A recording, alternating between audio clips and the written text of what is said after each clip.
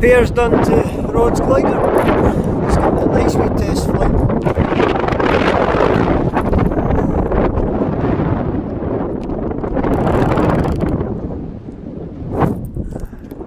So fairly top end winds, and it should blow out very quickly.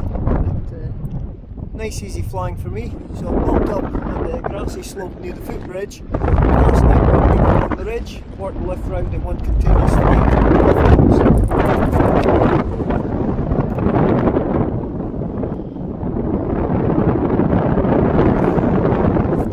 Smile for YouTube.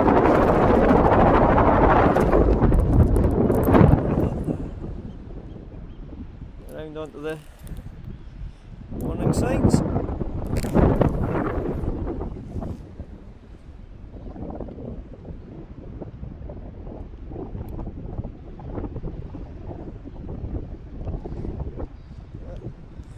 Too much lift, but might be able to do touch and go. There we go. Oh, just missed it by an inch.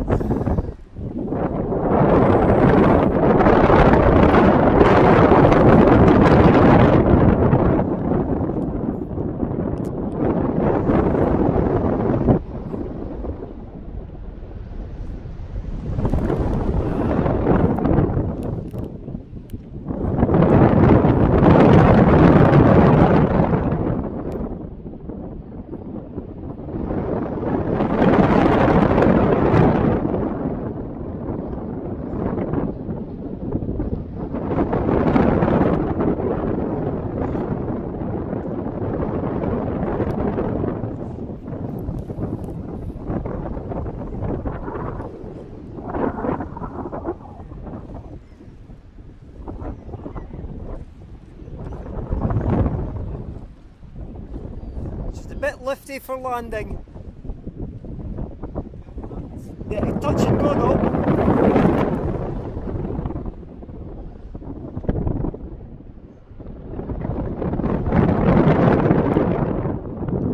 See the flagpole already starting to bend.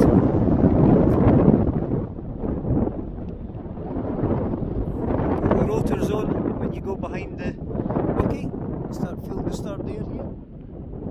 Piece of cake.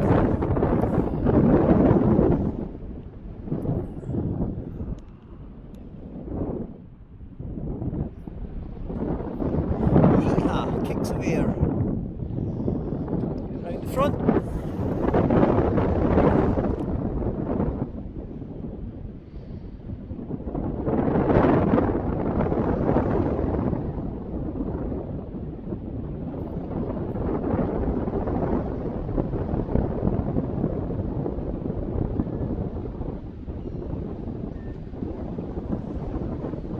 Check for there being too much headwind.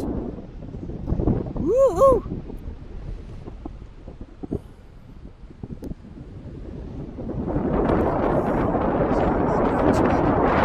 No problem penetrating.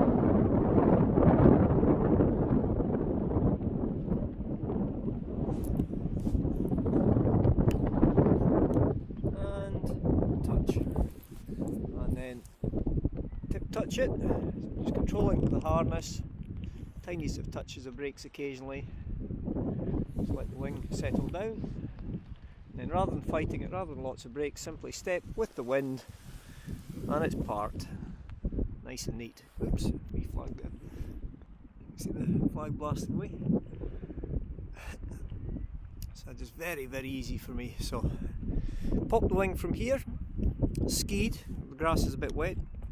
So just with the boots, just skied all the way up to the top, check the airspace again, take off fast downwind bead, cut low through the rotor zone, no problem at all, flying fast, work lift up there, round cliffs and all the rest of it. It's cracking, but we already see the white caps building up, so I'm going to put the phone in the pocket and have a bit more flying. Hopefully Rod will come down depending on what shift he's on, pick up his wing. If not, up to the house and if his missus drop it off. And I'm guessing maybe get an hour at max. But what I'll probably have to do is switch over to the comp wing, which I can set the trimmers fast. So, just a nice day in Scotland, a bit high winds likely. And already you can see that's down at the bottom, bending the pole a bit. But we've got stubble in the top field, there's no crops up there, so we've got quite a bit of margin. Right,